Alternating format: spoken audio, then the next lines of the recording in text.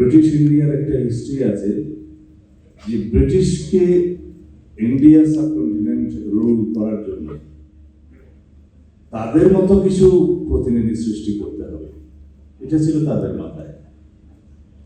তারা রক্ত মাংসে কালারে ইন্ডিয়ান হবে, কিন্তু ধ্যান চেতনায় মেধায় শিক্ষায় কালচারে ব্রিটিশ হবে। তারা কারা? তারা হচ্ছে নবাব রাজা মহারাজাদের বংশধর, যারা তাদের মধ্যসত্ত্বগুলি ছিল, তাদেরকে তারা সেভাবে ট্রেন করত। তারা বলা হতো যে by blood and flesh they are Indians, but they will be British by education, by thinking, by culture etcetera. তাহলে আর তাদেরকে সশরীরে এসে এখানে রুল করতে হয়। মেধা ব্রেনের সাথে এটা, মানে ব্রেন ড্রেনের সাথে এটা তুলনা করলাম এখানে এই জন্য। আমাদের এখানে হয়েছে ঠিক রিভার্স, মেধাহীন করো এবং এই জাতিকে সেভাবে শাসন করো।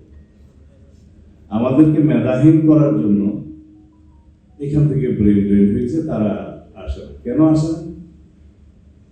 যেই রুমের মধ্যে অক্সিজেনের অভাব হবে সেখানে কি মানুষ বাঁচতে পারে? পারে না। তো সুতরাং এমন একটা পরিবেশ তারা সৃষ্টি করেছে যাতে মেধাবীরা কখনো এখানে না আসে। ওয়ান্স ব্রেন অলওয়েজ ব্রেন, এটাই যেন হয়।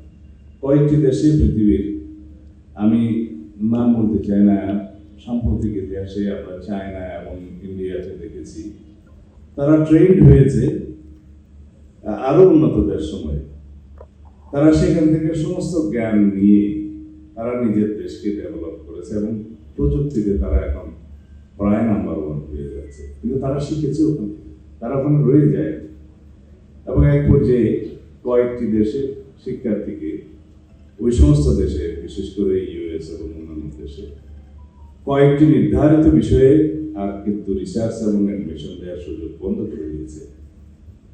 কিন্তু ইতিমধ্যে পানি অনেক দূর গড়িয়ে গিয়েছে, তারা এসেছে দেশে সেবা করতে। আমাদের এখান থেকে ব্রেন ড্রেন হওয়ার বহুবিধ কারণ আছে। এখানে যা যা উল্লেখ করা আছে সবই সত্য, প্রশ্নের মধ্যেই উত্তরগুলো আছে।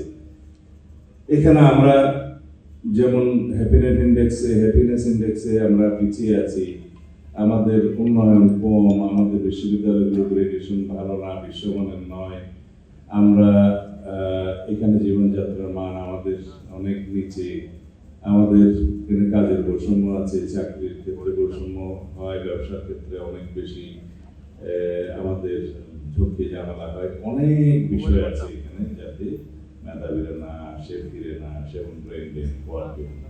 কিন্তু এখানে একটা মোস্ট ইম্পর্টেন্ট কথা আপনাদেরকে বলি, যে বিষয়গুলো আমাদের এখন গোড়া থেকে খেয়াল করা দরকার। মাতৃভাষায় সেকেন্ডারি লেভেল পর্যন্ত আমাদেরকে অবশ্যই শিক্ষাটা বাধ্যতামূলক করতে হবে।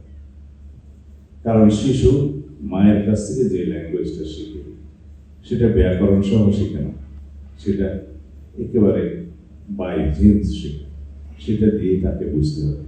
আমরা অবশ্যই বিদেশি একটি অথবা দুইটি ভাষা আমরা শিখবো বাধ্যতামূলক, সেটার জন্য আলাদা টিচার নিয়ে আসা হবে, আলাদা শিক্ষা দেওয়া হবে, লিটারেচার শিখবো, ল্যাঙ্গুয়েজ হিসেবে শিখতে হবে। কিন্তু সেই বিদেশি ল্যাঙ্গুয়েজ দিয়ে যদি আমি ইতিহাস পড়ি, অঙ্ক পড়ি, সায়েন্স পড়ি, সেকেন্ডারি লেভেল পর্যন্ত মেধার বিকাশটা হবে না। এটা আপনারা মাথায় রাখবেন।